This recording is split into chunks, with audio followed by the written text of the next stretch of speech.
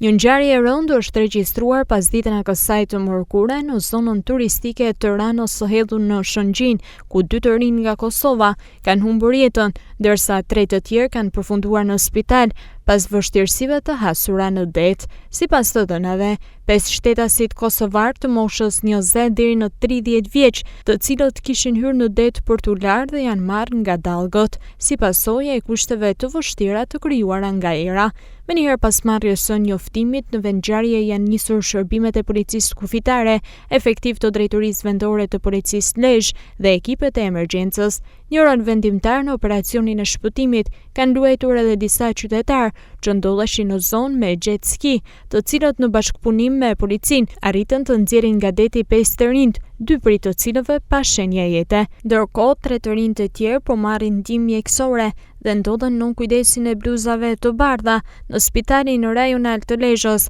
fatmirësisht jashtë rrezikut për jetën. Identiteti i viktimave ende nuk është bërë publik, ndërsa grupi hetimor në drejtimin e prokurorisë vijon punën për zbardhjen e plotë të rrethanave të kësaj tragjedie që tronditi Bregdetin e Shëngjinit.